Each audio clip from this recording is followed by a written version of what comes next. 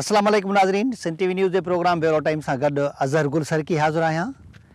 असांजो अॼोको प्रोग्राम जेको आहे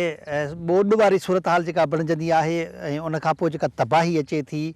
ऐं जेके अख़्तियारियूं आहिनि उन्हनि जी बददियानती या उन्हनि जी लापरवाही वारी सूरत हाल जे करे जेके माण्हू सफ़र कनि था उन सूरत हाल जे करे उन मुतलिक़ आहे। हाणे हिन वक़्तु असां जैकबाबाद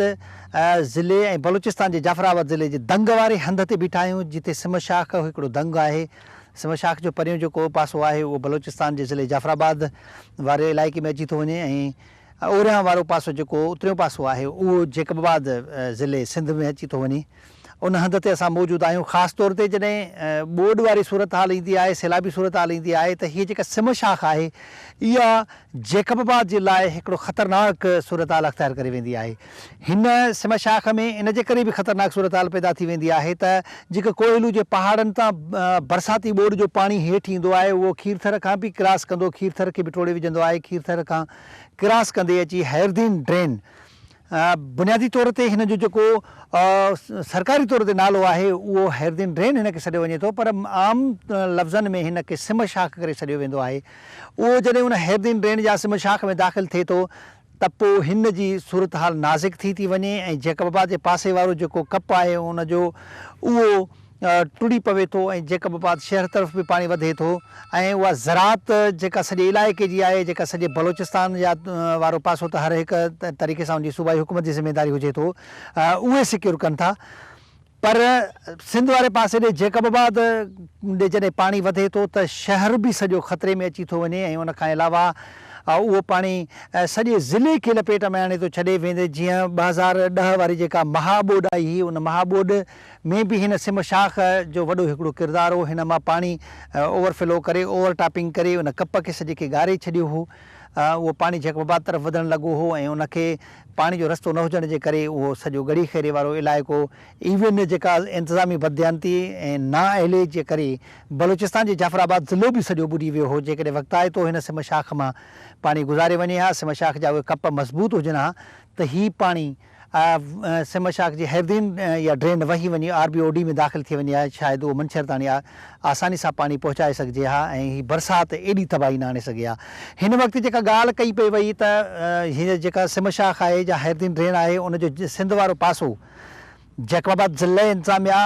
या सूबाई हुकूमत पारां ॻाल्हि कई वई त उन कप खे मज़बूत कयो वेंदो। उहा सूरत हाल कतई नज़र नथी अचे। मूनसून जी बारिशुनि वारी मौसम बिल्कुलु मथां चढ़ी आई आहे।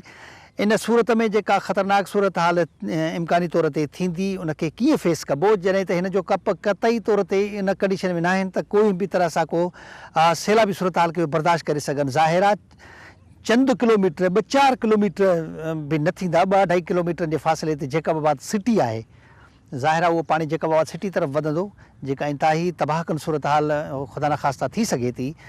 ॻाल्हि कई वई हुई ज़िले इंतिज़ामिया पारां या सूबाई हुकूमत पारां त जैकबाबाद खे हिन जेका हैरदीन ड्रेन आहे ऐं उनजो कप मज़बूत करण सां गॾोगॾु जेको नूरवाह कैनाल आहे नंढो, उन खां हिकिड़ो रिंग रोड ॾिनो वेंदो। उहो न त रिंग रोड ठही सघियो आहे, न हिन जा कप मज़बूत थी सघिया आहिनि, न वरी को ज़िले इंतिज़ामिया पारां ॿिया जेके कलवर्ट्स ॾियण जी ॻाल्हि कई वई हुई। परियां ठुल लिंक रोड ते जेके लाही चाढ़ी वारो इलाइक़ो आहे उतां हिकिड़े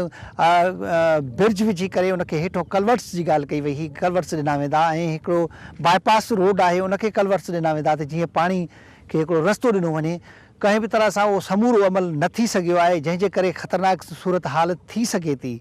इन समूरी अहिड़ी बददियानती या अहिड़ी नाअहली, अहिड़ी लापरवाही जी ज़िम्मेवार केरु थी सघे थो, इहो मुंहिंजे ख़्याल में का लिकल ॻाल्हि कोन्हे। हितां जी ज़िले इंतिज़ामिया, हितां जो जेको डिप्टी कमिश्नर आहे उन वीचारे खे त का ख़बर ई कान्हे। हिन महिल ताणी ज़िले जे मुख़्तलिफ़ इलाइक़नि ताणी वञी जेके पंहिंजी ज़िले जी हदुनि मुतलिक़ बि उनखे का ॼाण कोन्हे। हू त हफ़्ते जा हितां जा माण्हू दाहीनि था त हफ़्ते जा 5 ॾींहं त सीट ते ई नथो हुजे, उनजी अक्सर ॾस कराची जे इलाइक़नि लाइ हुजे थो, जंहिंजे करे हुनखे का ख़बर शायदि न आहे। उहो इन्हनि बरसाती सूरत हाल या जेका ॿोॾ वारी सूरत हाल हूंदी आहे उन खां हितां जैकबाबाद जी कहिड़ी तबाही आई हुई, जैकबाबाद में छा सूरत हाल बणी, उनखे शायदि उहो वाक़ुफ़ु न हुजे या हुन मुकमिल तरह सां उहा ब्रीफिंग बि न वरिती हुजे। इहे मुख़्तसिर मीटिंगूं सिर्फ़ु अटेंड कजनि थियूं, उन में कंहिं बि तरह जो को अञा ताईं मज़बूत प्लान न जुड़ी सघियो आहे। जॾहिं प्लान जुड़ी न सघियो आहे त उन ते अमल कॾहिं थींदो, उहो जैकबाबाद शहर खे सिक्योर कीअं कंदा या जैकबाबाद जी जेका लखें एकड़ इन 2010 जी ॿोॾि में तोड़ी 2012 वारी बरसाती ॿोॾि में लखे एकड़ ज़री ज़मीन जेका तबाह थी वई, अरबे रुपयनि जो फसल तबाह थी वियो हो, उन सूरत हाल खे कीअं फेस कबो? अञा ताईं कुझु बि को प्लान मज़बूत न जुड़ी सघियो आहे। सूरत हाल नाज़ुक थी सघे थी ऐं मानसून जी बारिशुनि में छा हाल बणिजंदो उहो त वक़्तु चढ़ते ई ख़बर पवंदी, पर इम्कानी तौर ते जेका प्री प्लान कयो वेंदो आहे समूरी सूरत हाल खे, उहो अञा ताईं का बि नज़र शइ नथी अचे। हिन महिल ताईं को अमली तौर ते कुझु बि नथो अचे। जेका रिंग रोड जी ॻाल्हि कई वई हुई उन ते हिकिड़ो पथर बि न पियो आहे। जेकॾहिं हिकिड़ी ट्रक पथरनि जी शायदि लथी हुजे हा त माण्हुनि खे का थोरो थको आसिरो थिए हा त शायदि ही महीने ॿिनि में को मता रिंग रोड ॿधी बि विझनि, पर कतई तौर ते उहो नज़र नथो अचे। इन सूरत हाल में माण्हू छा महसूसु करनि था, माण्हू कीअं भोॻींदा, कहिड़ी सूरत हाल खे मुंहुं ॾींदा, छा कंदा? हलंदासीं शहर वासियुनि ॾांहुं, मुख़्तलिफ़ उन्हनि धुरियुनि ॾांहुं, त हू इन सूरत हाल में छा महसूसु कंदा या उहे कीअं फेस कंदा, या उन्हनि पंहिंजे हितां जे जेके चूंडियल नुमाइंदा हुजनि, ज़िले जी इंतिज़ामिया हुजे, उन्हनि में उहो कहिड़ी उमेदु रखनि था त हू उन्हनि जे लाइ महफ़ूज़ तरीक़े सां उन्हनि खे शहर खे महफ़ूज़ रखण जे लाइ, हिननि जी मैशियत खे, ज़रई ज़मीननि खे महफ़ूज़ रखण जे लाइ उहे केतिरा उपा वठी सघनि था या उहे उन्हनि खां केतिरा पुर उमीद आहे। हलंदासीं मुख़्तलिफ़ शहर वासियुनि ॾांहुं, इलाइक़े वासियुनि ॾांहुं, त हू इन हवाले सां छा था चवनि। जी हिकु मोज़ज़ शख़्सियत हारून रशीद सुमरो, हुन सां ॻाल्हाईंदासीं त हू मानसून जे इंतिज़ामनि बाबति उनजी कहिड़ी राय आहे, हू केतिरा मुतमिन आहिनि त इम्कानी तौर ते जेकॾहिं मानसून जी बारिशुनि में का सैलाबी सूरत हाल बणिजे थी त हितां जी इंतिज़ामिया जा कयल जेके इंतिज़ाम आहिनि उन्हनि खां हू केतिरो मुतमिन आहिनि। अस्सलाम वालेकुम साईं। महिरबानी मीर हारून रशीद सुमरो साहब, महिरबानी करे इहो ॿुधायो त मानसून जी बारिशुनि जो मौसम बिल्कुलु ई मथां आहे, कुझु शायदि ॾींहं बचा आहिनि। अहिड़ी सूरत हाल में तव्हां सम्झो था त 2010 जी जेका महाॿोॾि आई उन में बि जेका बाद सॼे ज़िलो सम्झ त हिकिड़ी तबाही जे किनारे ते पहुची वियो, बल्कि सॼी ज़रई मैशियत तबाह थी वई। ऐं 2012 वारी जेका बारिशी ॿोॾि हुई बरसाती, उन में त सॼो शहर तहस नहस थी वियो। हाणे ख़ुदा न ख़ासिता अल्लाह न करे जेकॾहिं का सैलाबी सूरत हाल बणिजे थी, तव्हां सम्झो था त इहे सिमशाख या जेको नूरवाह का रिंग रोड जी ॻाल्हि कई वई हुई ऐं इन समेत जेके मुख़्तलिफ़ इंतिज़ामिया पारां उपा वठण जी ॻाल्हि कई वई, तव्हां उन हवाले सां केतिरो मुतमिन आहियो, तव्हां छा चवंदव? गुज़ारिश ईअं आहे त अव्हांखे ॼाण हूंदी, तव्हां बि शहरवासी आहियो,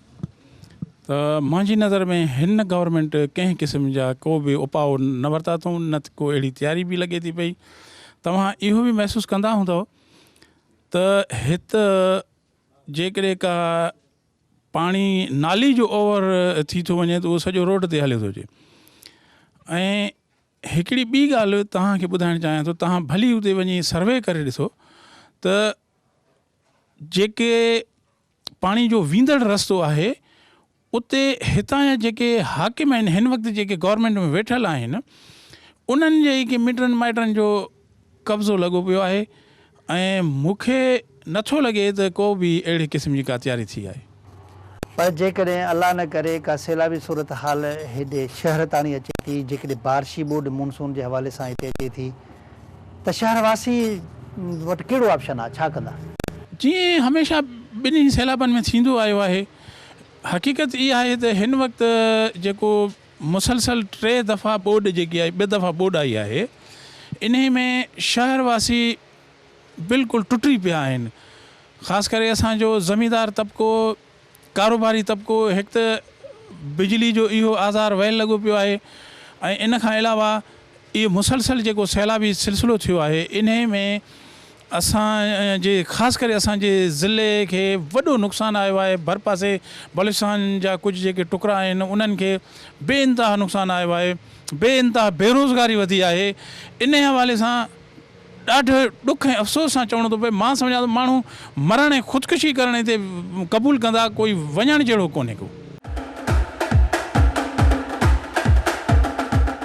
नाज़रीन, असां हिन वक़्तु जैकबाबाद शहर जो अॻूणो मेयर, सिटी मेयर, या जेकॾहिं उनखे माज़ी वारे सिस्टम मूजिबि जेकॾहिं उनजे उहिदे जो नालो खणिजे त तालका नाज़िम सजाद हुसैन जखरानी मौजूदु आहियूं। जैकबाबाद सिर्फ़ु शहर जी ॻाल्हि न कंदासीं, होल ओवर जैकबाबाद डिस्ट्रिक्ट जेकॾहिं मानसून जी बारिशुनि में का सूरत हाल नाज़ुक बणिजे थी, ॻाल्हि कई वई हुई शहर खे रिंग रोड ॾियण जी ॻाल्हि कई वई हुई। हैरदीन ड्रेन जो ओरे कप खे मज़बूत करण जी त जीअं शहर के बरसाती बोर्ड हुजे या दरियाई बोर्ड हुजे उन खां शहर खे सिक्योर करे सघिजे या कलवर्ट्स लॻाए करे पाणी खे हिकिड़ो रस्तो ॾिनो वञे त जीअं सही तरीक़े सां स्मूथली पाणी खे रस्तो हुजे ऐं कंहिं बि तरह जो जीअं माज़ीअ में लखें एकड़ ज़मीन बर्बाद थी वई 2010 में ऐं उन खां पोइ 2012 वारी जेका बरसाती बोर्ड आई उन में पूरे ज़िले जो ज़िलो पाणी में बुॾी वियो गड़ी खे खां वठी करे ठुल ताणी सॼो ज़िलो पाणी में हुयो न सिर्फ़ु जेकबाबाद ज़िलो हो पर भर पासे जा जेके ॿिया ज़िला हुआ उन्हनि में बि सूरत हाल साॻी पर ख़ासि तौर ते जेकबाबाद जो त एतिरो नुक़सानु थियो उन वक़्त जी ज़िले इंतिज़ामिया इन ॻाल्हि जो इक़रार कयो त जेकबाबाद में 90% सभु कुझु तबाह थी चुको आहे हितां जे माण्हुनि ॾाढो सफ़र कयो असां हिन वक़्तु अॻूणे तालके नाज़िम सजाद हुसैन जखरानी सां गॾु आहियूं उन्हनि सां इन जे करे बि उन्हनि खां वधीक पुछणु बहितरु रहंदो त हू जेकबाबाद मां चूंडियल पाकिस्तान पीपल्स पार्टी जे MNA मीर एजाज़ हुसैन जखरानी जा सौट बि आहिनि भाउ बि आहिनि ऐं उनजा फैमिली मेंबर आहिनि जेकबाबाद शहर जे लाइ मानसून जी बारिशुनि में इम्कानी बोर्ड जे हवाले सां छा प्लान आहे रिंग रोड न ठही सघियो आहे सिमशाख जेके हैरदीन ड्रेन जंहिंजो नालो आहे उनजो कप जेको आहे त अञा पको न थी सघियो आहे शहर कीअं सिक्योर थींदो शहर जी ड्रेनेज अॻ में ई तबाह लॻी पई आहे नॉर्मल ॾींहंनि में पाणी रोडनि ते बीठो आहे त बरसाति वारी अहिड़ी हंगामी हालतुनि में उहा ड्रेनेज कीअं जेका आहे त मुकमिल तौर ते फंक्शनल हूंदी उन समूरनि हवालनि सां ॻाल्हाईंदासीं साईं सां अस्सलाम वालेकुम मीर साहब वालेकुम सलाम सजाद खान तव्हां जेकबाबाद शहर जा मेयर बि रहिया आहियो जेकबाबाद जो कोई अहिड़ो इलाइक़ो कोई घिटी कोई रस्तो कोई चौक चौराहो तव्हां को ॻुझो न आहे न सिर्फ़ु जेकबाबाद शहर जो तव्हां गड़ी खेरे तालके जा ज़मींदार बि आहियो तव्हां हिक ई वक़्त ते सूबाई वज़ीर बि आहियो MNA बि आहियो छो जो तव्हांजो भाउ सूबाई वज़ीर आहे तव्हांजो ॿियो भाउ MNA आहे सॼे ज़िले जी हालतुनि खां चङी तरह वाक़ुफ़ु आहियो मानसून जी बारिशूं मथां आहिनि जेकबाबाद जो डिप्टी कमिश्नर पंहिंजी सीट ते ई नथो वेहे हुनजी त एतिरी मेंटली अप्रोच ई न आहे माण्हू शिकायत कनि था त का ॻाल्हि हुनखे सम्झ में ई नथी अचे त हू छा माण्हुनि खे डिलीवर कंदो मानसून जी बारिशुनि में हंगामी हालतुनि खे कीअं फेस कंदो बिस्मिल्लाहिर्रहमानिर्रहीम ॾिसो मानसून बारिशूं वाक़ई अहिड़ा आहिनि जेके अॼुकल्ह पोयां 8-10 साल या 5 साल मां चवंदुमि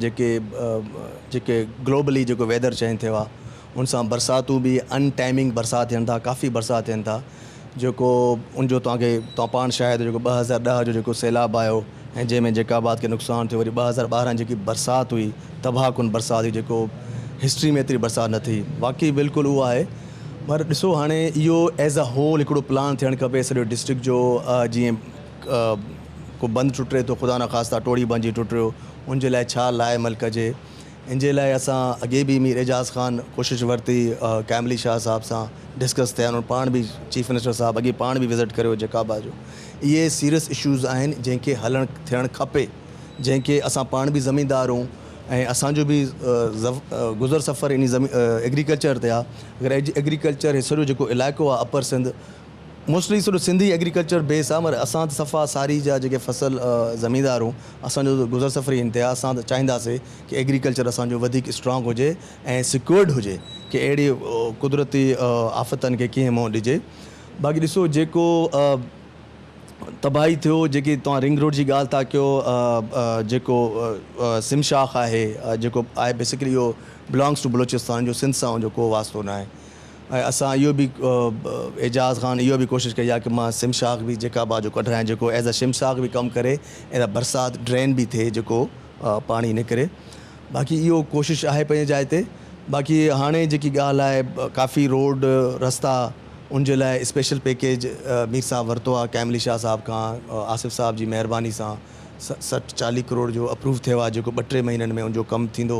ऐं वरी उनखां पोइ 70 करोड़ जो ॿियो बि असां एप्लीकेशन विधी आहे कि गड़ी खेरे खां वठी ठुल ताईं जेके बि रोड रस्ता जेके तबाह थिया आहिनि ऐं उनखे वरी बहाल कजे ऐं काफ़ी रोड ठहिया बि आहिनि जीअं ॾिसो एजाज़ ख़ान जो जेको सखर खां शिकारपुर खां जेकबाबाद जेको हाईवेज़ ठहियो आहे इहो बि एजाज़ ऐं ख़ुशी शाह जी महिनतनि सां काविशनि सां उहो बि कंप्लीट थी वियो आहे रस्ता डैमेज थिया आहिनि बिल्कुलु ऐं असां बि उहो कोशिशि लॻा पिया आहियूं कि जेको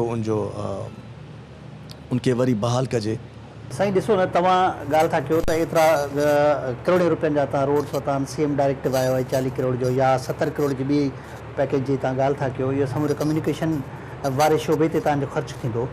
जेकॾहिं ख़ुदा न ख़ास्ता अल्लाह न करे बारिशी बोर्ड अचे थी त समूरी कम्युनिकेशन त तबाह थी वेंदियूं, जो कहिड़ो फ़ाइदो। जेसि ताणी हिते जैकबाबाद में गुज़िरियल दौर में जेको डिप्टी कमिश्नर रहियो फयाज़ जतोई साहिबु, उनजो इहो चवणो त जेसि ताणी जैकबाबाद खे ड्रेन नथी ॾिनी वञे तेसि ताणी जैकबाबाद बारिश खां महफ़ूज़ न रही सघंदी। त इहे करोड़े रुपया कम्युनिकेशन ते ज़रूरु ख़र्चु थियणु खपनि, पर इन जी ज़रूरत न आहे त तव्हां को ड्रेन मंज़ूर करायो, रिंग रोड खे मज़बूत कयो, शहर सिक्योर कयो। बिल्कुलु ड्रेन जो तव्हांखे ख़बर आहे कि 4-5 महीना अॻे USAID वारनि कुझु पाणी वाटर सप्लाई खीरतर खां नओं वरी कनेक्शन ऐं ड्रेनेज जेका जो मुंहिंजो ख़्यालु उनजो 1.25 अरब जो एग्ज़ैक्ट मूंखे फिगर आहे, 1.5 अरब जो प्रोजेक्ट अप्रूव थियल आहे, जेको USAID वारा इनशाला डिसंबर 2015 ताईं, आई बिलीव डिसंबर 2015 ताईं जेका जो ड्रेनेज सिस्टम सॼो कंप्लीट थी वेंदो ऐं पाणी जेको असांखे खीरतर खां अचे पियो, जेको 2010 में जेको उनजो कमु हलियो, 2007 में जेको हलियो, 2005 में, ऐं जेको 2008 में कंप्लीट थियो, FW वारनि जेको कमु कयो उहो बि 1.25 अरब जो प्रोजेक्ट हो, उनमें बिल्कुलु नाक़स कमु थियो।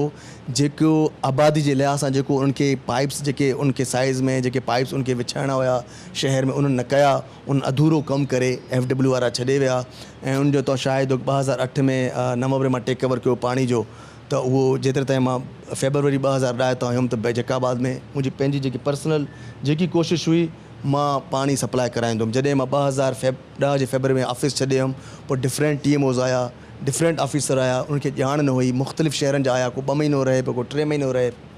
उनजा ट्रांसफ़र थींदा रहिया, उनमें असांजो सॼो पाणी सिस्टम सॼो ख़राबु थी वियो ऐं उनखां पोइ वरी असांजे इशू खे एजाज़ हुसैन टेकअप करतो MNA साहिबु, ऐं वरी अलाह जी महिरबानी सां सिंध गवर्नमेंट जी काविशनि सां वरी USAID जे थ्रू वरी इहो पाणी जो स्कीम असां अप्रूव करायो आहे। ऐं मां तव्हांखे इहो बि चवां कि ड्रेनेज बि इनशाला 2015 जे डिसंबर ताईं जेका जो ड्रेनेज बिल्कुलु कंप्लीट थी वेंदो ऐं उन सां इहा उमेदु थींदी कि जेके बि बरसाति थींदो उहो काफ़ी हद ताईं रोडनि जी जेकी तबाही थियणी आहे उहा तबाही खां बची वेंदा। बाक़ी हिकिड़ी ॻाल्हि मां तव्हांखे ॿुधायां साईं, असां 3rd वर्ल्ड कंट्री जा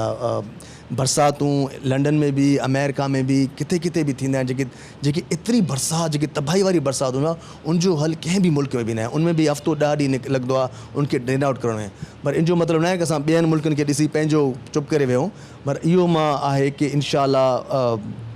हिन टेन्योर में जेको इनशाला 3-4 साल जेको गवर्नमेंट जे आहे ऐं सिंध गवर्नमेंट जेको टेन्योर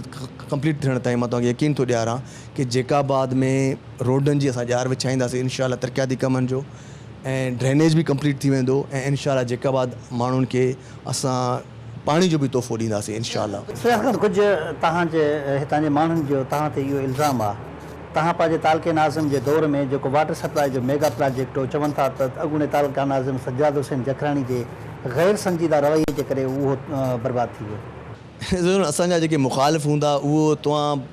उहो शरबत बि ॾींदो पाणी जा, पोइ बि असांखे क्रिटिसाइज़ कंदा, उहो त मुखालिफ़िन बिल्कुलु कंदा। मगर हक़ीक़त सां तव्हां ॿुधायां तव्हां मुंहिंजी रिकॉर्ड ॾिसो, जॾहिं रिकॉर्ड त कूड़ न ॻाल्हाईंदो आहे, मां जॾहिं नाज़िम हुयुमि त मुंहिंजी 12-12 लख 15-15 लख महीने में रिकवरी बि मां कंदो हुउमि, पाणी जी रिकवरी बि कंदो हुउमि खीरतर खां वठी। ऐं जैकाबाद में जेको डीज़ल इवन बिजली न हूंदो त मां जनरेटर जे थ्रू डीज़ल बि ॾींदो हुउमि, जनरेटर जे थ्रू असां पाणी सप्लाई कंदा हुआसीं। तव्हां जैकाबाद जे जेके माण्हू त शायदि आहिनि, ज़ाहिर मुखालिफ़िन क्रिटिसाइज़ कंदा, मां यकीन सां ॾियारां थो कि मुंहिंजे दौर में पाणी डेली बेस ते मां सप्लाई कंदो हुउमि। मां यकीन वरी उहा ॻाल्हि कयमि न, 2010 जे फेबरवरी में जॾहिं मुंहिंजो टेन्योर ख़तमु थियो उनखां पोइ हालात ख़राबु थी विया, उनखां अॻु में हालात सही हुया, पर उनजे बावजूद जेको FW वारो मां तव्हांखे कमु कयो, जिते असांजो 50 साल अॻे मिसाल हिकिड़े इलाइक़े में अगरि 8 इंच जो पाइप आहे त 2008 में 50 साल खां पोइ जेको स्कीम थियो उनमें वरी 4 इंच पाइप कयो अथनि। उनमें मूंखे कॉन्फिडेंस न वरितो, उनमें उन टाइम जी ज़िले नाज़मा हूंदी बेगम सईदा सूमरो साहिबा, उन्हनि जी सुपरविजन में इहो सॼो स्कीम तयारु थियो। पोइ डिस्ट्रिक्ट गवर्नमेंट जो कमु हो कि टेक ओवर करे, डिस्ट्रिक्ट गवर्नमेंट टेक ओवर न पियो करे, मजबूरन मूंखे टेक ओवर करिणो पियो, छो कि 2008 जे नवंबर में मां टेक ओवर न कयां त 2009 जे मार्च में इहो FW वारा हलिया वञनि हा, त कंहिंखे त इनिशियल स्टार्ट वठिणो, मां टेक ओवर मां कयो, मुंहिंजी सीरियसनेस हुई जो मां टेक ओवर कयो न त चाबियूं पिया हुया DC साहिब जे ऑफिस में, को टेक ओवर करण लाइ तयारु न हुयो। त मां इहो रिस्क खणी करे ऑनेस्टली चवंदो मां टेक ओवर कयो, मां हलाए ॾेखारियो पूरो साल, सवा साल, 1.5 साल मां हलायो ऐं प्रॉपरली हलायो। पर हितां जो जेको तालका एडमिनिस्ट्रेटर आहे, हाणे तव्हां वारी तालके नाज़िम हुयो जंहिं ते, उनजो इहो बि चवणु आहे त हिते जेकबाबाद TMA जा जेके वसीला आहिनि उहे यरगमाल आहिनि, उहे जेकबाबाद जी TMA खे उनजी इनकम नथी थिए, जेका अर्निंग थियणु खपे, जेके ठीका आहिनि उहे गैर मुनासिब रेटनि ते ॾिनल आहिनि। तव्हां एग्री कंदो हुजे हिन मौक़े सां? बिल्कुलु सही थी सघे थो। ॾिसो हाणे मां उहा ई ॻाल्हि थो चवां, जेके TMOs अचनि था इन्हनि खे खपे कि जेके बि ठेकेदार अगरि नथा ॾियनि उनखे फॉरफिट करनि। गाॾी जी पार्किंग हुजे या अलाह तो केॾे केॾे सब्ज़ी मंडी हुजे या के जेके बि हुजनि, मूंखे यादि न आहे, ऑल ओवर जेके बि हुजनि जेके कॉन्ट्रैक्ट्स आहिनि, अगरि उहो पंहिंजे उन ते if they are not coming up to their उनजे जेकी डिमांड्स आहे, जेकी मीट आहे, अगरि उनजी रिक्वायरमेंट ते नथा अचनि स्टैंडर्ड ते, टीम जे उनखे फॉरफिट करे। हाणे त असांजो त DC जे अंडर सुपरवाइज़ थो करे DC साहब ऐं SDM साहब आहिनि, उनजे हवाले आहे, छो कि TMOs को करे न पियो। हाणे असां DC खे चयोसीं SDM वटि तव्हां वञी टेक ओवर कयो, जेको थी सघे आवाम खे पाणी ॾियो, सफ़ाई करायो। असांजी सीरियस असांखां जेको बि हेल्प खपे असां ॾियण लाइ तयारु आहियूं। समीर साहब ॾिसो, तव्हां पाकिस्तान पीपल्स पार्टी आहियो, तव्हां गवर्नमेंट बि आहियो, सूबाई गवर्नमेंट बि आहियो, तव्हांजा पीपल्स पार्टी जा MPAs पैसा RDD में विझराए करोड़े रुपया कढायो वञनि, जेकबाबाद मां चूंडियल नुमाइंदा तव्हांजा पैसा कढायो वञनि, गड़ी खेरे जी जेका लेडी MP आहे उहे पैसा कढाए वञे, जेकबाबाद सिटी वारो MP कढाए वञे। तव्हां पीपल्स पार्टी आहियो न, तव्हां सरकार आहियो न। जेकॾहिं इहे पैसा पंहिंजी मर्ज़ी सां कढाए पंहिंजे जेबनि ॾे मुंतक़िल करनि त इन सूरत में जेकबाबाद जा माण्हू ज़िले जा सफ़र कंदा। तव्हां पार्टी क़यादत खे इन ॻाल्हि खां आगाह कयो? बिल्कुलु, मूंखे तव्हां इहा ॻाल्हि कई आहे, मूंखे बि इहा थोरी नोटिस में अचे थो कि असांजे जेको MPA साहब आहिनि उन्हनि फंड यूटिलाइज़ न करे सघिया आहिनि, ऐं इहो मां बिल्कुलु मीर एजाज़ ख़ान जे नोटिस में मां आणांसि थो। मां हाणे वञा पियो, उनखे बि ॿुधाइणु चाहियां थो, ऐं डेफिनेटली अगरि यूटिलाइज़ न थिया आहिनि त पार्टी क़यादत खे इन जे बारे में ॿुधाइबो ऐं इन ते एक्शन थींदो, ज़रूरु थींदो, छो कि इहे पैसे अवाम जा आहिनि, जेकाबाद जे अवाम जा आहिनि। अगरि यूटिलाइज़ नथा थियनि, छो यूटिलाइज़ न थियो आहे, उनमें छा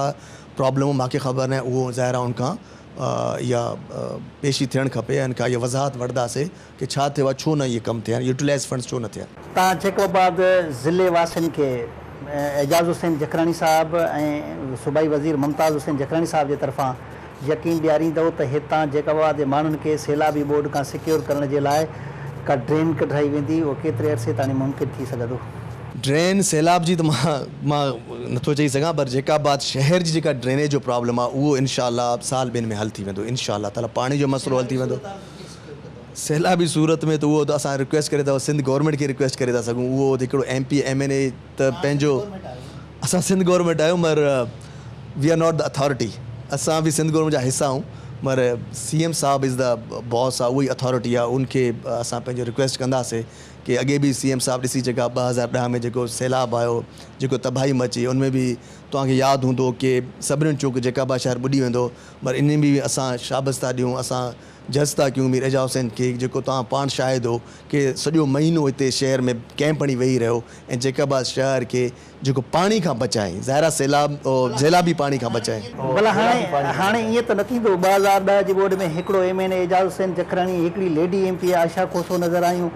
जेकबाबाद शहर जो MPA गुम हुयो ऐं तालके गड़ी खेरे जो MPA गुम हुयो, साॻी सूरत हाल त न थींदी? इंशाअल्लाह पहिरियों दुआ कयो सैलाब अचे ई न, अलाह न करे। अगरि अलाह ख़ैरु कंदो, अगरि असांखे त इहा शइ न करणु खपे, अगरि ख़ुदा न ख़ासि अहिड़ो सिचुएशन अची बि वियो त हिन दफ़े सिंध गवर्नमेंट बिल्कुलु असांजी सपोर्ट कंदी ऐं उहे असां सां गॾु बीठा हूंदा जेकाबाद जे अवाम सां। डिप्टी कमिश्नर जेकबाबाद खां जेकबाबाद शहर जा जेके ज़िले वासी आहिनि मायूस आहिनि? अगरि मायूस आहिनि त ईअं न थियणु खपे, ऐं डिप्टी कमिश्नर साहब आहिनि त यंग सुठा ऑफिसर आहिनि, कमीशन ऑफिसर आहिनि, DMG ग्रुप जा आहिनि। आई होप कि जेके बि उनजा इशूज़ हूंदा शहरनि जा उनखे एड्रेस कंदो ऐं उहे हल थियणु खपनि। जखरानी साहब जो चवणु आहे त हू होपफुल आहिनि त ईंदड़ ख़ुदा न करे जेकॾहिं का सैलाबी सूरत हाल बणिजे थी त जेकबाद वासियुनि खे अकेलो कोन छॾिबो, हितां जी ड्रेनेज वारी सूरत हाल खे बहितर करण जे लाइ त हू यकीन ॾियारीनि था, पर हुनजो चवणु आहे त जेकॾहिं सैलाबी सूरत हाल बणिजे थी त ज़ाहिर आहे उन हवाले सां सूबाई हुकूमत मां ई का तवको रखी सघिजे थी। हू इहो चवनि था त हू गड़ी खेरे जे तक खां चूंडियल जो भाउ जेको MP आहे मुमताज़ हुसैन जखराणी हितां जेको चूंडियल आहे NA 208 तां इन मीर एजाज़ हुसैन जखराणी जी मार्फत उहे सूबाई हुकूमत ऐं वफ़ाक़ी हुकूमत इहा ॻाल्हि ज़रूरु पहुचाईंदा त जैकबाबाद अॻ में ई तमामु घणो भोॻियो आहे, उन्हनि जे लाइ सैलाबी सूरत हाल खां महफ़ूज़ रहण जे लाइ के बहितर इंतज़ामात कया वञनि। हलंदासीं कंहिं ॿिए शहर वासी अहिड़ी मौज़ूद शख़्सियत न, शायदि उन्हनि वटि को ॿियो प्रोग्राम हुजे। जैकबाबाद ज़िले के कहीं भी इम्कानी सैलाबी सूरत हाल या ॿोॾ वारी सूरत हाल खां महफ़ूज़ रखण जे लाइ इंतिज़ामी ऐं सूबाई हुकूमत जे कयल उपाउनि मुतलिक़ ॻाल्हाईंदासीं नवाज़ अॻवान मोहम्मद असलम अबड़ो साहिब सां, त हू बि हिन शहर जा रहवासी आहिनि। गुज़िरियल इलेक्शन में उन्हनि जेको MPA शहर वारी तक तां इलेक्शन बि उन्हनि मुक़ाबिलो कयो पाकिस्तान पीपल्स पार्टी जे MPA सां, पर हिन वक़्तु उहे उन्हनि इंतज़ामनि खां केतिरा मुतमिन आहिनि या उहे बि साॻे तरह सां ख़दशनि जो शिकार आहिनि त ख़ुदा न ख़ासिता अलाह न करे जेकॾहिं सैलाबी सूरत हाल थिए थी त छा माण्हुनि खे वरी कंहिं तकलीफ़ुनि खे मुंहुं ॾियणो पवंदो माज़ी जी 2010 ऐं 2012 वारी बरसाती ॿोॾ जी। ॻाल्हाईंदासीं मोहम्मद असलम अबड़ो साहिब सां। अस्सलाम वालेकुम साईं। असलम साहिबु तव्हां बि जैकबाबाद जा रहवासी आहियो, शहर जा रहवासी आहियो, हिन ज़िले सॼे खां वाक़ुफ़ु आहियो। जैकबाबाद अलाह न करे मानसून जी बारिशुनि जी मौसम पई अचे, उहा वेझो अची वई आहे बिल्कुलु। ख़ुदा न करे जेकॾहिं का सैलाबी सूरत हाल बणिजे थी त जेका ॻाल्हि कई वई जैकबाबाद खे सिक्योर रखण जी, कलवर्ट्स ॾिना वेंदा, पाणी खे रस्तो ॾिनो वेंदो, उनजे लाइ इंतज़ामात कया वेंदा, रिंग रोड ॾिनो वेंदो, सिम शाख जो कप जेको जैकबाबाद वारे पासे न आहे उनखे मज़बूत कयो वेंदो त का अलाह न करे का सैलाबी सूरत हाल बणिजे। इन हवाले सां तव्हां मुतमिन आहियो हुकूमती उपाउनि खां? सही ॻाल्हि इहा आहे त मां त मुतमिन कोन आहियां। ॻाल्हि इहा आहे त गुज़िरियल साल बि ॿोॾ जो ख़तरो हुयो ऐं माण्हुनि जेको आहे त ॿिज जेको आहे ज़मीननि में कोन पोखियो त वरी पता ॿोॾ अचे। हालांकि 10 खां वठी अॼु ताईं जेको बि ज़मीनदार आहे हारी आहे उहा हिन वक़्तु तबाह हाल में आहे। बहरहाल मूंखे त सम्झ में कोन थो अचे एॾे वॾे नुक़सान खां अञा ताईं जेको आहे हिननि जो ज़हन जेको आहे कमु कोन थो करे। तव्हां ॾिसो त कंदकोट खां वठी दरिया वेझो कंदकोट खां जेको लॻे थो इहो कंदकोट ठुल जैकाबाद गड़ी खैरो वेंदे वञी दादू ताईं वञी पहुतो, केॾो नुक़सानु थियो, माण्हू तबाह बर्बाद थी विया जे अञा ताईं माण्हू सिधा न आहिनि। बहरहाल मूंखे सम्झ में कोन थो अचे त इन ॿोॾ खे हेॾो सारो टाइम थी वियो आहे ऐं हिननि जेके वाइदा इक़रार कया उहे अञा ताईं कोन पूरा कया। बल्कि तव्हां ॾिसो त रिंग रोड लाइ चयो वियो उहो अञा ताईं कंप्लीट कोन्हे। सिम शाख जा कप जेके आहिनि अञा उहे जो उहे लॻा पिया आहिनि, या त हे जेके पैसा वठी खाई आहे लॻे ईअं थो। बहरहाल जेके शयूं उन्हनि खे करणु खपनि आहे उहो अञा ताईं कोन थियो आहे ऐं हिन वक़्तु बि माण्हू सख़्तु जैकबाबाद जा परेशान आहिनि ऐं हिन वक़्तु बि माण्हू सोचनि था, छो त हिन वक़्तु वरी कथी कई थी वञे त जेको आहे त बरसातूं तमामु घणियूं थींदियूं ऐं ज़ाहिर आहे तमामु बरसातूं थियूं ऐं उॾे बि जेको कमु थियो आहे तव्हांखे ख़बर आहे दरिया ते जेके कपनि ते कमु थियो आहे उहो बि तव्हांखे अव्हांखे ख़बर आहे, दुनिया खे ख़बर आहे। त बहरहाल अलाह रहम करे मां सम्झां थो जो अगरि अहिड़ी वरी बरसातूं ज़्यादा थियूं त मां सम्झां थो त उन खां बि वधीक नुक़सानु थींदो। तव्हां बि असलम साहिबु हिन शहर जा माज़ी में मेयर रहिया आहियो, बल्कि हिन शहर में चेयरमैन रहिया आहियो म्यूनिसिपल कमेटी जा। तव्हांखे हिन समूरी जैकबाबाद जी ड्रेनेज वाटर सप्लाई ऐं समूरे इंतज़ामनि बाबति बि चङी तरह ॼाण आहे त जैकबाबाद खे कहिड़े तरीक़े सां ड्रेनेज खे फ़ाल करे सघिजे थो। जैकबाबाद जी हिन आम ॾींहंनि में बि ड्रेनेज फेल्यूअर आहे, पाणी रोडनि ते बीठो आहे। ख़ुदा न ख़ासिता जेकॾहिं वधीक बारिशूं पवनि थियूं ऐं शहर में सैलाबी सूरत हाल थिए थी त तव्हां सम्झो था हितां जी ड्रेनेज को फ़ाइदो ॾेई सघंदी? साईं ॻाल्हि इहा आहे त ड्रेनेज बिल्कुलु फ़ाइदो बिल्कुलु ॾेई सघे आहे, पर बहरहाल ड्रेनेज स्कीम तव्हांखे ख़बर आहे त ड्रेनेज स्कीम जेकी हिननि शुरू कई उहा 66 करोड़ जी स्कीम हुई। उहा 66 करोड़ पेमेंट थी वई आहे, उहा ड्रेनेज स्कीम अधु में पई आहे ऐं ड्रेनेज स्कीम कंप्लीट कोन थी आहे। शहर जी हालति इंतिहाई तमामु बुरी आहे, तमामु बुरी आहे। मां चवां थो सिंध में अहिड़ो कोई शहर न आहे जेको जैकबाबाद जो तबाह हाल आहे। अफ़सोस सां चवणो थो पवे त जेके शयूं शहर में करणु खपनि उहे थियनि कोन थियूं ऐं हिननि खे पैसा बि मिलनि था। तव्हांजो हिन वक़्तु हालति शहर जी इहा आहे त रोड जी हालति तमामु बुरी आहे। कोई जैकबाबाद जो रोड जेको आहे तव्हांखे सही कोन मिलंदो, पेमेंटां थी वयूं, ड्रेनेज स्कीम जी पेमेंट थी वई आहे। हिन वक़्तु हालति इहा आहे जो अॼु तक़रीबन मां सम्झां थो 4थो महीनो आहे जैकबाबाद जे शहर खे पाणी कोन थो मिले। हाणे खीरथर खे बि आहे पाणी खे बि टाइम थी वियो आहे ऐं हिन वक़्तु ताईं माण्हू जेको आहे उहो पाणी जे लाइ तरसे थो। ग़रीब माण्हू काॾे वञे? ग़रीब माण्हू अगरि 200 रुपया कमाए थो त तव्हांखे अंदाज़ो हुअण त पाणी केॾो जेको आहे ड्रम बि जेको आहे उनखे 200 रुपए जो कोन थो मिले। ऐं हालति इहा आहे जो न इंतिज़ामिया ते तवजो ॾिए थी, न असांजा जेके हिन वक़्तु मेंबरान आहिनि उन्हनि खे त जेकाबाद शहर सां कोई दुश्मनी आहे, या त हिननि खे हिन गुज़िरियल 5 साल तव्हां ॾिठो त हुन में कुझु कमु कोन करे सघिया। उनजो हशर इहो थियो जो हुननि खे माण्हुनि वोट कोन कयो। शहर जे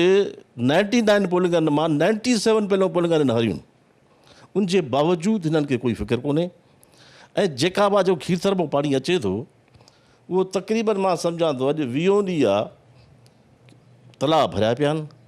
पाणी अची वियो आहे, अञा ताईं शहर खे पाणी कोन थो मिले। रस्ते में जंहिंजियूं बि ज़मीनदारियूं आहिनि उहो तव्हांखे ख़बर आहे त इन पासे ज़मीनदार टोटल जखराणी आहे, ऐं उहे जेके आहिनि पंहिंजे ॿिज जे लाइ पाणी पीअनि था, ज़मीननि खे उतां पाणी ॾियनि था पाइप लाइन मां, ऐं शहर खे पाणी कोन थो मिले। त आख़िर न इंतिज़ामिया बि हिते जेकी आहे न हुजण जे बराबरि आहे। असांजा जेके मेंबरान आहिनि उन्हनि खे कोई दिलचस्पी कोन्हे, उन्हनि खे सिर्फ़ु ज़ाती पंहिंजे शयुनि सां दिलचस्पी आहे। त आख़िर हिन शहर सां एॾो ज़ुल्म छो? भला ॻाल्हि कई थी वञे त जेकाबाद ज़िले सां वाॻियल तालके गढ़ीखेड़े जे हिकु लेडी MPA ऐं जेकाबाद जे MPA जेके 4-4 करोड़ रुपया तरक़ियाती कमनि जे फंड्स हूंदा आहिनि उन्हनि जा RDD जेके आराफ़ उहे पैसा कढाए विया आहिनि। तव्हांखे इन मुतलिक़ का ख़बर आहे, ॼाण आहे? साईं मसइलो इहो आहे त जॾहिं पैसा ईंदा आहिनि त पहिरियों त इहे सभई जेके MNAs आहिनि पाण में विढ़ंदा आहिनि टिकनि ते, ऐं इहो थियो आहे। पहिरियों उहे पैसा TMO वारनि खे ॾिनऊं, वरी साईं सभु अची जेके ठेकेदार मेंबरनि जा पुॼी विया। जेको तुंहिंजो असुलु ठेकेदार आहे उहो त ग़रीब हाणे आहे ई ज़ाहिरी कोन्हे न। हाणे हिन जो जहिड़ो सिर्फ़ु ठीकनि ते हले थो, कॾहिं पैसा जेके अचनि था वरी उहे मोटिया था वञनि, ऐं वरी हाणे ख़बर पई आहे त उन ते 10% वठी जेके आहिनि उहे पैसा ई जेके आहिनि कमीशनां पंहिंजियूं वठी विया, पंहिंजे इलेक्शन जा ख़र्च जेके आहिनि कोशिशि कंदा त असां हितो ई कढूं, ऐं शहर दरपदर लॻो पियो आहे। ऐं मां सम्झां थो त जेको 5 साल दौर जेको आहे हिननि खाधो पीतो, हाणे त मूंखे हिन दौर में ख़ासि तौरु जेकाबाद जेके बि मेंबर आहिनि अञा वधीक जेके आहिनि इन्हनि खे प्रमोशन मिली वई आहे खाइण जी, कोई इन्हनि को पुछा कोन थो करे। मूंखे त अफ़सोस थो थिए, हालांकि ईअं मां कोन चवंदुसि त ॿिनि डिस्ट्रिक्ट्स में ख़र्चु कोन थो थिए, ॿिनि डिस्ट्रिक्ट्स में उतां जा MNAs ख़र्चु कनि था, उन्हनि खे दिलचस्पी आहे। पर हिननि मेंबरनि खे न कोई इन्हनि को पुछाइणो आहे, न कोई हिन जे मथां कोई एक्शन आहे। मूंखे सम्झ में कोन थो अचे त इन्हनि असांजे जेकाबाद जे जेके पार्लियामेंट जा मेंबर इन्हनि खे आज़ादु छो छॾियो वियो आहे। रही ॻाल्हि इहा त जीअं हाणे तव्हां माई जी ॻाल्हि कई, उनखां माई जी ग़रीब हले ई कोन थी। त असांजा कुझु सीनियर्स जेके MPs बि आहिनि जंहिंजी कोन थी हले, जेके थी आया आहिनि पर जंहिंजी हले थी तव्हांखे ख़बर आहे, ऐं उहा शइ जेको आहे उहो होल्ड कयूं वेठो आहे सभिनि ते। असांजा ईअं सम्झो त MPA न हुजण जे बराबरि आहिनि। असलम साहब ॾिसो न, तव्हां वफ़ाक़ में तव्हांजे पाकिस्तान मुस्लिम लीग नवाज़ जी गवर्नमेंट आहे, जेकॾहिं हितां जे सिंध हुकूमत जे चूंडियल नुमाइंदनि असांजे हिते तरक़ियाती कम न कराया आहिनि, उनमें करप्शन कई आहे, वफ़ाक़ जे तरफ़ां त असांखे हिकिड़ी नाली बि न ठाराए ॾिनी वई आहे। पर ॻाल्हि इहा आहे, ॾिसो ॻाल्हि इहा आहे त जेकी ज़ाहिर आहे उन्हनि खे एॾे वॾे टाइम खां बाद में गवर्नमेंट मिली आहे, ऐं हालात गवर्नमेंट जा ॾिसो त तव्हांजा तालिबान जा इशू खोड़ अहिड़ा इशूज़ आहिनि जेके उन्हनि खे साल उन में लॻी वियो आहे। तंहिं करे असांजी हाणे प्राइम मिनिस्टर सां, चीफ मिनिस्टर पंजाब सां, प्रेसिडेंट सां मुंहिंजी 27, 28, 29 मुलाक़ातूं थियूं, बल्कि असां सभु सिंध जा जेके बि नुमाइंदा या जेके सीनियर उहिदेदार हुया उन्हनि सां मुलाक़ात थी। असांखे बिल्कुलु टाइम ॾिनो, असांखे तवजो सां ॿुधऊं ऐं तस्लीम कयूं त वाक़ई जेको आहे हिन सिंध एहसास कमतरी में आहे। असां उते ॻाल्हायोसीं, ज़ाहिर आहे तव्हांजे हर डिस्ट्रिक्ट्स में असांजे नून लीग जे मेंबरान खे वोट किथे 60,000 मिलियो आहे, किथे 70,000 मिलियो आहे। ठीकु आहे, अगरि कंहिं हारायो बि आहे या हारायो वियो आहे त 500, 1000, 2000 वोट ते उन हारायो आहे। तुंहिंजो मक़सदु इहा आहे त उनजो वोट बैंक हिते आहे। तंहिं करे हुननि उन शइ खे एॾी ॻाल्हि खे बाक़ाइदे मञी आहे त ठीकु आहे, असां तव्हांखे हाणे तरक़ियाती कमनि जा फंड्स बि ॾींदासीं, प्रोजेक्ट्स बि ॾींदासीं, ऐं जेके तव्हांजा मिसाइल आहिनि उहे बि हल कंदासीं त आईंदा तव्हांखे माण्हू अञा वधीक वोट ॾे। साहिबु ॾिसो, जेकाबाद ज़िले खे सैलाबी सूरत हाल खां महफ़ूज़ रखण जे लाइ वाहिद ज़रियो, माज़ी में हितां जे डिप्टी कमिश्नर फयाज़ जतोई चयो हो त वाहिद ज़रियो समूरी सोच वीचार खां पोइ इहो ई आहे त हिन खे हिकिड़ी ड्रेन ॾिनी वञे जेका सैलाबी पाणीअ खे गुज़ारे सघिजे। उहा ड्रेन करोड़नि मां न ठहंदी, अरबे रुपयनि में ठहंदी। ज़ाहिर आहे उहे अरबे रुपया जेसि ताईं फेडरल साइड खां सपोर्ट नथी थिए त सूबाई हुकूमत न ठाराए सघे। न त उहो सिंध गवर्नमेंट जो कमु आहे न, तॾहिं उन्हनि जी मीटिंग्स थियनि थियूं प्राइम मिनिस्टर सां, चीफ मिनिस्टर साहब वञूं, तव्हां पंहिंजे ज़िले जी नुमाइंदगी करे इहा ॻाल्हि पहुचाई आहे? बिल्कुलु असां पहुचाई आहे। तव्हां यकीन कयो, असां खोड़ अहिड़ियूं ॻाल्हियूं आहिनि जेके मां नथो ॿुधाए सघां, उहे असां उते उहे शयूं बि ॻाल्हियूं कयूं। हुननि तस्लीम कयो आहे, हुननि मञियो आहे बाक़ाइदे। इनशाला मूंखे उमेदु आहे तव्हांखे 6-7 महीननि में तव्हांजा खोड़ अहिड़ा मसाइल जेके असां हुते ॻाल्हायूं त इनशाला असां प्रोजेक्ट्स बि जेका पाला घुराया आहिनि त असांखे तव्हां ॾियो ऐं ॾींदा इनशाला, उमेदु आहे। जी मां पूरो उमेदु आहे। जी असम साहब चवे थो त वफ़ाक़ी हुकूमत खां हू पुरुमीद आहिनि ऐं हुननि वटि सुठा प्रोजेक्ट्स आहिनि जैकबाबाद जे लाइ, ऐं हू इहो बि यकीन ॾियारीनि था त हू कोशिशि कंदा त वफ़ाक़ी हुकूमत खां जैकबाबाद खे सैलाबी सूरत हाल खां महफ़ूज़ रखण जे लाइ को ड्रेन वारो प्रोजेक्ट मंज़ूर कराइनि त जीअं जैकबाबाद सैलाबी सूरत हाल खां महफ़ूज़ रही सघे। हलंदासीं कंहिं ॿिए मौज़ शख़्सियत वटि। जैकबाबाद इम्कानी मानसून वारी बारिशुनि खां पोइ ऐं इम्कानी तौर ते जेका ॿोॾि वारी सूरत हाल थींदी उन हवाले सां जैकबाबाद शहर ऐं इलाइक़ो ई सॼो केतिरो महफ़ूज़ आहे, ॻाल्हि ॿोल कंदासीं। ऑल पाकिस्तान आबादगार एक्शन कमेटी जे चेयरमैन मीर राजा ख़ान जखरानी सां। राजा ख़ान, इहो ॿुधायो महिरबानी करे त ॾिसो 2010 ऐं 2012 में जेके ॿोॾूं आहियूं, 2010 जी दरियाई ॿोॾि, 2012 जी बरसाती ॿोॾि, ऐं हाणे जेके मानसून जी बारिशूं थियण वारियूं आहिनि, इम्कानी तौर ते ख़ुदा न ख़ास्ता जेकॾहिं को सैलाबी सूरत हाल पैदा थिए थी, तव्हां सम्झो था जैकबाबाद केतिरो महफ़ूज़ रहंदो। रिंग रोड जे बंदि जी ॻाल्हि कई वई हुई, जैकबाबाद खे महफ़ूज़ करण जी ॻाल्हि कई वई, ड्रेनेज केतिरी बहितर आहे? बिस्मिल्लाहिर्रहमानिर्रहीम। साईं, जीअं तव्हां ॾिठो त 2010 में जेको हिकु महा ॿोॾि आई ऐं उन खां पोइ 2012 में वरी हिकु साल छॾे ॿीहर ॿोॾि आई जेकी बरसाती हुई। इन 2 सालनि में तव्हां जेकी हिन इलाइक़नि में तबाही ॾिठी उहा कंहिंखो ॻुझी न आहे। हाणे जेकी इम्कानी ॿोॾि ऐं बरसातनि जो जेको हिन महिल अॻकथी कई वई आहे त अञा ताईं सिंध जे इन शहरी इलाइक़नि में को पंहिंजो रिंग बंदि ॿधा विया आहिनि, न कंहिं ॿाहिरियाली में को उपाउ वरितो वियो आहे। क़ानूनी तरीक़नि सां ऐं जेको पंहिंजो किताबी में त हिननि अलाए घणा ई करोड़ कढाया आहिनि ऐं जैकबाबाद जे अंदरि, इवन पूरे सिंध जे अंदरि, लेकिन अञा ताईं कंहिं बि शहर में तव्हां ॾिसो जेकॾहिं शादात कोट आहे या जेके जेके पंहिंजा शिकारपुरा या सखर आहे, जैकबाबाद समेत पूरे सिंध जे अंदरि असां इहो चऊं था त कंहिं बि क़िस्म जो को बि उपाउ गवर्नमेंट अञा ताईं नाहे वरितो वियो। हालांकि ही एग्रीकल्चर मुल्क आहे, 70% हितों जो जेको मईशत आहे उहा पंहिंजो ज़रात जे मथां आहे, लेकिन ज़रात जे लाइ उन्हनि जे जेकॾहिं को नुक़सान जे लाइ को बि हिन महिल ताईं गवर्नमेंट जो उपाउ ज़ाहिर नाहे थियो। इन जे लाइ खोड़ दफ़ा हितों जी इंतिज़ामिया जेको आहे मीटिंग कयूं आहिनि, इहे चयो अथई, लेकिन जेकॾहिं असां जैकबाबाद जे हवाले सां ॻाल्हायूं था त हिते हिकिड़ो नाक़स क़िस्म जो जेको आहे ड्रेनेज सिस्टम ठाहियो वियो आहे जेको 2002 में कंहिं बि क़िस्म जो को बि कमु न करे सघियो ऐं उन जे मथां कोई 60 करोड़ रुपए जो जेको आहे उन जा पैसा ॾिना विया आहिनि ठेकेदारनि खे, लेकिन उहो बिल्कुलु नाक़स आहे, बिल्कुलु ख़तमु आहे। तव्हांखे 2012 में ॿियो ड्रेनेज जो प्रोजेक्ट ॾिनो वियो जेको तक़रीबन 66 करोड़नि जो हुयो, 60 करोड़ पेमेंट थी वई। 60 करोड़, उहो ई मां तव्हांखे अर्ज़ु थो करां त 60 करोड़ उन जी पेमेंट थी वई आहे गवर्नमेंट जे काग़ज़ातनि जे छा लिखत मूजिबि, लेकिन तव्हां अॼु बि ॾिसो त उहो ड्रेनेज सिस्टम बिल्कुलु हिकिड़ो नाक़स आहे ऐं उहो पंहिंजो फंक्शनल ई न आहे ऐं उन खे जेको आहे हुननि हैंड ओवर कयो आहे, लेकिन उहो कंहिं बि क़िस्म जो को फंक्शनल न आहे। त हाणे छा थिए? आख़िर मानसून जी बारिशूं चढ़ी आयूं आहिनि, मथां छा थियणु खपे? साईं, असां त हमेशह इहो ई गवर्नमेंट खे चयो आहे ऐं असां एहतजाज बि कया आहिनि, असां त लिखियो बि आहे त महिरबानी करे शहरनि खे बचायो वञे। असांजे शहरनि खे जेके हिन महिल मानसून जूं बरसातूं जेके पंहिंजो मौसमियात सां अॼुकल्ह जेको सिंध जे इलाइक़नि में, इवन पूरे पाकिस्तान में इहो मसइलो आहे, लेकिन स्पेशली सिंध में जेके बोॾां थियूं अचनि जीअं ठोड़ी बंदि आहे या ॿिया अहिड़ा बंद आहिनि, उन्हनि जे मथां नाक़स मटीरियल इस्तेमालु क्लाइमेट चेंज आहे। हाणे ख़ुदा न ख़ास्ता दरियाउनि में बि हिकिड़े क़िस्म जी ॼणो अण ऐलानियल सैलाबी सूरत हाल थियण वारी आहे या सैलाबी सूरत हाल डिक्लेयर बि कनि था। इन सूरत में उहो ख़तरो आहे जैकबाबाद में बरसाती ॿोॾि जे करे ड्रेनेज जो ख़तरो आहे। शहर खे ॿाहिरों नूरवा वारे पासे ॾांहुं रिंग रोड ॾियण जी ॻाल्हि कई वई। साईं, असां चयोसीं त शहर खे रिंग रोड ॾिनो वञे, नूरवा जे मथां हिकिड़ो चौधारी रिंग रोड पंहिंजो रिंग ॿधो वञे, जंहिंसां जेको शहर जो आबादी वारो इलाइक़ो आहे उहो बची थो सघे। हेॾो बाईपास जो आहे इन खे मथे करे ऐं इनखे लूल ॾिना वञनि ताकी जेकॾहिं बिल फर्ज़ को अहिड़ो मसइलो थिए त पाणी एरीगेशन फाल आहे। एरीगेशन जो इहो हालत आहे, जेकॾहिं बरसाती बोर्ड बि थींदी आहे त एरीगेशन जो हिकु माण्हू न हूंदो, हिकिड़ो जेको आहे उनजो कमदार न हूंदो, हिकिड़ो ऑफिसर न हूंदो। ऑफिसर चवंदा आहियूं असां बेवसूं,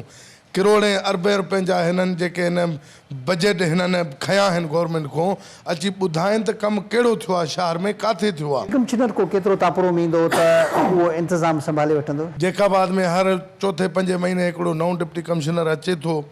ऐं उहो को हिकु अधु मीटिंग ई करे सघे थो ऐं उनमें असां बिल्कुलु ना उम्मीदूं हितों जी इंतज़ामिया खां, इवन सिंध गवर्नमेंट खां, इवन हितों जे नुमाइंदनि खां, जंहिं हिन शहर खे हर क़िस्म सां नुक़सानु पहुचायो अथऊं। लेकिन हीउ जेको बरसातियूं इम्कानी पंहिंजो बोर्ड जो जेको नुक़सानु थियण वारो आहे, वरी 2010 ऐं 2012 खां पोइ वरी जेको हे ख़तरो जेको हिन महिल आहे, उन सां असां इंतिहाई जेको आहे ना उम्मीदूं ऐं असां चऊं था गवर्नमेंट ऑफ सिंध खे, हितों जी इंतज़ामिया खे महिरबानी करे शहरनि जे मथां ध्यानु ॾियो, को सही नमूने सां को पॉलिसी करे उहे कमु कराया वञनि शहर जे अंदरि। जेकॾहिं न थींदो त हीउ शहर असांजा तबाह थी वेंदा। नाज़रीन, जैकबाबाद जे मुख़्तलिफ़ सियासी समाजी मोज़ज़ माण्हुनि जी तव्हां राय ॿुधी, उन राय मूजिबि उन्हनि जो इहो चवणु आहे त उहे हितां जे इंतिज़ामिया खां मुकमिल तौर ते मायूस आहिनि। उन्हनि जूं समूरियूं जेके ॻाल्हियूं आहिनि उहे कंहिं बि ख़ुदा न ख़ास्ता थियण वारे नुक़सान खां पोइ हमेशह ईअं थो हुजे त उन्हनि वटि को बि प्री प्लान नथो हुजे, पोस्ट प्लान उन्हनि वटि समूरा मनसूबा आहिनि। नुक़सानु थियण खां पोइ हाय घोड़ा ॾाढी कंदा आहिनि, कागज़नि में तमामु घणा ख़र्च ॾेखारींदा आहिनि। जे माज़ीअ में असांजे हिते करोड़े रुपया 2010 वारी बोर्ड में DCO ऑफिस में सिर्फ़ु मिनरल वाटर जो बिल कढियो वियो। साॻी तरह साइड कागज़ी बिल त करोड़े रुपयनि जा जारी ज़रूरु थींदा, पर माण्हू महफ़ूज़ न रही सघंदा। जेकॾहिं जैकबाबाद शहर खे को नुक़सानु पहुतो त तमामु घणो हितां जा माण्हू सफ़र कंदा। 2010 ऐं 2012 में उहो तमामु घणो मुतासिर थिया आहिनि। बहितर जेकॾहिं अहिड़ी सूरत हाल रही ऐं तकड़ी हिन पासे ॾे सिंध हुकूमत खे तवजो ॾेई करे उन बाबति कंहिं हिफ़ाज़ती इंतिज़ाम कया वञनि त जीअं माण्हुनि जो घटि में घटि नुक़सानु थिए। ईंदड़ प्रोग्राम ताईं पंहिंजे मेज़बान अज़हर गुल सरकी खे ॾींदा इजाज़त। अल्लाह हाफ़िज़।